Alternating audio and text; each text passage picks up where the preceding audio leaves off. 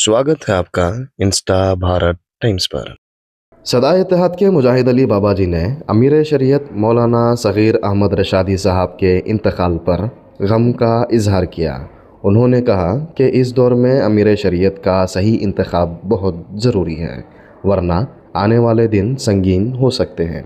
इस सिलसिले में उन्होंने मशवरा दिया कि इस ओहदे के लिए मौलाना शोएबुल्लाह खान साहब मुनासिब हैं। जी बाबा जी, मौलाना सग़ीर अहमद रशादी साहब जो कर्नाटक के अमीर शरीयत थे, आज हमारे बीच नहीं रहे।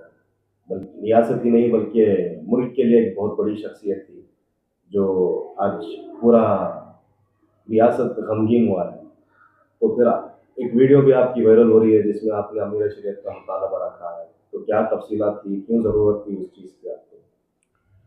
देखो, इसमें दो राय नहीं कि जो मरहूम सग़ीर अहमद साहब रशादी जो है, जिस तरह से उन्होंने इस काम को अंजाम दिया, इतनी मासूमियत, इतनी अच्छाई के साथ उन्होंने इस वक्त को निकाला जब इनको अमीर शरीयत करार दिया गया। उस वक्त से अब तक किसी के बीच में वो अपनी मनमानी नहीं किए और हर किसी को अपने साथ लेकर चलने की उन्होंने भरपूर कोशिश भी की और उसके निभाया भी। अब रही बात ये अमीर शरीयत जो है, ये बिहार से इमारत शरिया जो बोल करके है, वहाँ के लोग आकर के अमीर शरीयत का एक लक़ब दे करके जाते हैं। तो मैं इसलिए कहना पड़ा, तो देखो ये हमारे हज़रत अली रज़ी अल्लाह ताला अन्हु फरमाते हैं, बेखौफ बने रहोगे तो ताल्लुक़ात क़ायम रहेंगे। बेखौफ बने रहोगे तो ताल्लुक़ात क़ायम रहेंगे। जिस दिन गलत को गलत कहना शुरू किया तो इस दिन ताल्लुक़ात भी ख़त्म और राब्ता भी ख़त्म हो जाएगा। समझे ना? इसलिए जो है ये शरीयत अमीर शरीयत का मतलब मुझे ये समझ में आता है, कुरान पाक में जो अल्लाह पाक की तरफ से जो अल्फाज आए हैं वो शर्त है। उसकी शर्त मतलब उसके ऊपर क़ायम दाइम रहना, उसके ऊपर पूरी तरह से अमल करना है। एक एक अल्फाज ऐसे हैं कुरान शरीफ के अंदर, अल्लाह तबारक व तआला यहाँ तक कहता है कि अपना तन मन धन सब कुछ बेच कर के भी अगर आखिरत का सौदा तुमने ख़रीद लिया तो यह सौदा सस्ता है।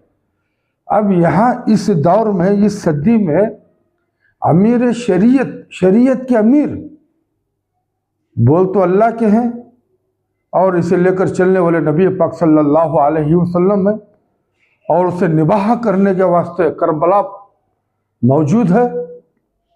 जिस तरह करबला के अंदर इस शरीयत को बचाने के लिए अल्लाह के नबी सल्लल्लाहु अलैहि वसल्लम जो कुर्बानियाँ दी हैं, जिसे निभाने के लिए उन्होंने कोशिश की है, वो अमीर शरीयत के अमीर बन सकते हैं।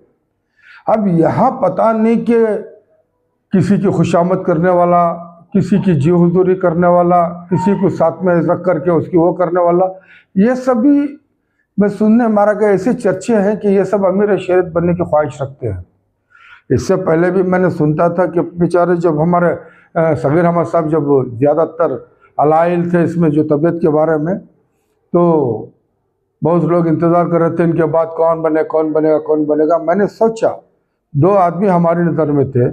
अभी जो हमारे ज़ैनुल आबिदीन रशादी जो मजहरी शाह वलीउल्लाह के हैं, वो बेचारे आज तक कुछ नहीं बनाया, उन्होंने भी जो है कब्रिस्तान के अंदर एक घर के अंदर मौजूद हैं।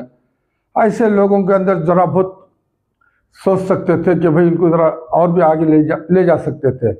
और उसके अलावा मैं जनाब मुफ्ती शोएबुल्लाह खान साहब का नाम इसलिए लिया, मैं जब से सदाए इत्तेहाद कायम करने की कोशिश की, जब से उनसे भी मुलाकातें होती थी, लेकिन कुछ साल पहले 3 साल वो भी हमारे सदर रहे सदाए इत्तेहाद के, तो मैंने उनमें कुछ ऐसे खूबियाँ देखी है कि वो ना किसी की शिकायत सुनने तैयार है, ना किसी के बारे में वो बोलने की उनको ज़रूरत पड़ती है। वो अलग मिजाज के इंसान है। जितनी भी बातें हैं वो किताब के हद तक की बात होती है, शरीयत की बात होती है, उसके ऊपर क़ायम रहने की बात होती है। मैंने एक दफ़ा उनसे पूछा था कि हज़रत आपको शरीयत जो ये बना रहे ना, ये बनना चाहिए था।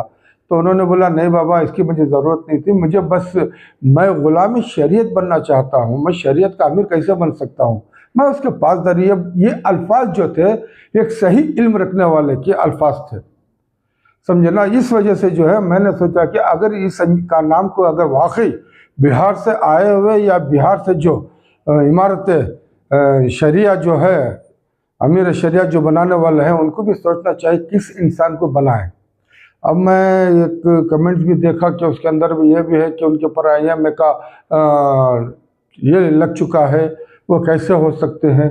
अरे भाई, IMA के पैसे जो है कौम के पैसे, मंसूर जो है उसके बाप के घर से लेकर के नहीं आया था, उसके पैसे ना जाने कौन कौन इस्तेमाल किए। हजरत चंदा मदरसे के लिए चंदा था उन बातों से। मैं क्या बताना चाह रहा हूँ, कौन कौन उसके पैसे इस्तेमाल नहीं किए।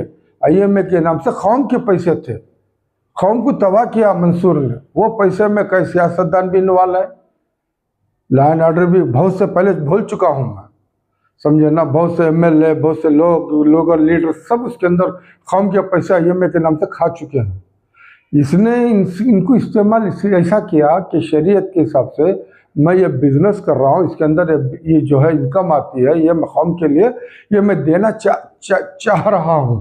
तो जब उन्होंने ये बात सुनी तो शरीयत के हिसाब से उन्होंने बताया कि आप फिक्स नहीं कर सकते कि 1 लाख को इतने हज़ार महीना दूंगा। हाँ, ये कर सकते हैं कि इनकम के हिसाब से नफ़ा नुकसान होता रहेगा, उसके हिसाब से वो सारी बुकें छपी, वो भी मुझे बताए थे, वो भी मैंने देखा था। सारी चीज़ उन्होंने जितना हो सके शरीयत के साथ में रख कर चलने की कोशिश करी। जिस तरह उन्होंने यहाँ पे मदरसा मसले उलूम को जो पैसा खर्च करने की एक ख्वाहिश जाहिर की, तो उन्होंने कहा अल्हम्दुलिल्लाह जायज़ पैसा है तो है। और उसी तरह उन्होंने देवबंद में भी पैसा खर्च किया, जो वो मंसूर। तो यहाँ पे बहुत लोग उनके पैसे इस्तेमाल में लिए हुए हैं। तो नहीं, उसके बारे में क्या हुआ देखो, वो शुरुआत में जब ये इसे छोड़ करके भागा, ये जो है उसमें रोशन बेग जो है उनको बदनाम करने की पूरी अच्छी साजिश भी रची। तो ऐसी साजिश रची कि पूरा पैसा जो है रोशन बेग ने ले लिए। तो मैंने भी जब तक मैं उनसे मुलाकात नहीं थी, बाद मैंने सब जांच किया तो पता चला वो एक स्टेटमेंट देता है 400 करोड़ और 200 करोड़, दो मरतबा 2 दफ़ा से बोलता है मंसूर। एक बात भी इसकी सच्ची नहीं है। अब मैं उसने भी सवाल किया था, अगर 5,000 करोड़ में 200-400 करोड़ गए तो बाकी के पैसे किधर गए। इससे पहले बोला अगर मंसूर का पैसा जो अपनी बाप की औलाद रही तो जो भी लिया वापस करो और बोलो कि मैंने लिया था। कोई ऐसी बाप की औलाद सामने नहीं आ रही है। तो उसमें एक बेचारे को उसको ख़त्म कर दिया, रोशन बेग को नाम ला करके, रोशन बेग का नाम ला करके उसे पॉलिटिकल के हिसाब से उसे दूर रखने की कोशिश की है एक। अब यहाँ फिर शरीयत की बात आ गई। अब हजरत के बाद कौन है? हजरत एक मासूमियत के हिसाब से मैं मिला हूँ, ज़्यादा तो नहीं मिलता था उनकी तबीयत के हिसाब से, क्योंकि मेरे बोलने का तरीक़ा ज़रा अलग रहता है, टफ रहता है, इसलिए मेरे वजह से उनको तकलीफ़ ना पहुँचे, इसलिए मैं बहुत कम मिला करता था। तो उन्होंने अपना एक हक़ अदा कर दिया जो जिस नाम से अमीर शरीयत के नाम से थे वो। अब मैंने सोचा अब इनके बाद कौन आएगा, कौन ऐसा इंसान हमारे शहर में है। तो मैंने सोचा कि भाई ये इंसान जब ये बोलते हैं कि मैं शरीयत की पासदारी कर लूँ, मेरे लिए बहुत है, मैं इसका ग़ुलाम बनना चाहता हूँ, मैं अमीर तो नहीं। तो ये अमीर शरीयत का जो शेवा निकल रहा है ये या तो ख़त्म करें या नहीं तो ऐसे काबिल इंसान को दें जो सदियों से सही शरीयत के सामने चला है। और वो मुफ्ती शोबुल्लाह साहब का भी जो घर मुझे ले गए थे वो भी किराए पे बैठे हुए हैं वहाँ पर, जो उनका जो मदरसा है वहाँ वो भी किराए पर है। जब ऐसे लोग जो खुदा को डर करके किराए के मकान पे या मेहरबानी के मकान में रहते हैं तो ऐसे लोगों को भी कुछ बातों को समझा कर सामने लाना चाहिए कि भाई अगर आपको जिम्मेदारी है, आपको निभानी है, आप आइए, इस तरह समझा करके उनको लाना चाहिए। ना कि ये जो इस नाम से बैठ करके शोहरत हासिल करें, प्रॉपर्टी बनाए। तो नमाज जनाजा में हाज़िर हुआ, कल तो मैं नहीं था, मैं खानखा में था, कुछ दिनों से मेरी तबीयत भी ख़राब थी, तो 7-8 दिन से मैं भी जो है कुछ बाहर नहीं निकल सका।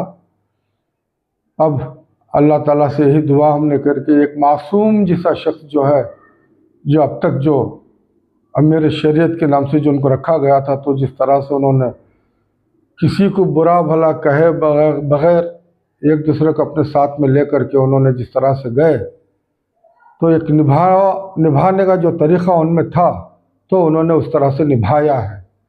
बस इसीलिए अल्लाह पाक की बारगाह में हम भी दुआ गो हैं उनके हक़ में कि हबीब पाक सल्लल्लाहु अलैहि वसल्लम के सदक़े तुफ़ैल अल्लाह रब्बुल इज़्ज़त उसके नाम की जो शान है उसकी शान के सदक़े तुफ़ैल उनकी क़ब्र में जो है आला से आला जो अल्लाह अपने तरफ से मेहर करे वो मेहर करे, बस इसके बारगाह में इल्तिजा है।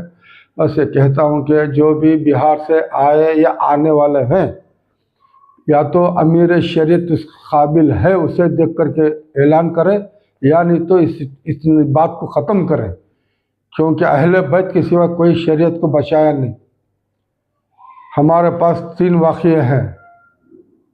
एक शम्स तबरेज़ रहमतुल्लाह ताला अलैह, जब इन्हें जानी कहा, जब मैं खुदा जब कहा बेहोश में, तो लोगों ने उसी टाइम के मुफ्ती बोले कि खुदाई दावा करा, तो उन्होंने अपनी खाल खींच करके दे दी। शरीयत का हुक्म है, शरीयत को बचाने का तरीक़ा। सूफ़ी सरमद साहब ला इलाहा के आगे कुछ नहीं ये कहा, तब उनका सर कलम हुआ तो कहा ला इलाहा के आगे कुछ नहीं, मोहम्मद रसूलुल्लाह पीछे। समझे ना, शरीयत को बचाने के लिए उन्होंने जो कुर्बानियाँ दी। मंसूर अल रहमा उन्होंने कहा, जब अनल हक़ उन्होंने कहा तो खुदाई दावा हुआ। शरीयत के हिसाब से क्या हुक्म था? सूली चढ़ने का, सूली चढ़ गए।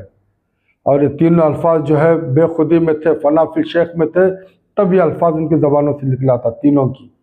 जब फना फिल शेख से अलग हुए, होश में आए, तो शरीयत की बात थी, तो शरीयत को बचाने वाले और शरीयत के अमीर है करबला वाले। आप ऐसे वैसों को मत शरीयत अमीर शरीयत मत बनाइए। बिहार वालों की जो अमीर शरिया है उनके लिए कहता हूँ, अगर आप इसी तरह से कहेंगे और इस दौर में, वो भी इस दौर में, फितनाबाज दौर में, तो मैं समझता हूँ अल्लाह उसके हबीब की नज़र में आप सबसे बड़े ख़ताकार बन जाएंगे, गुनाहगार बन जाएंगे। Your support is important. Please don't forget to subscribe.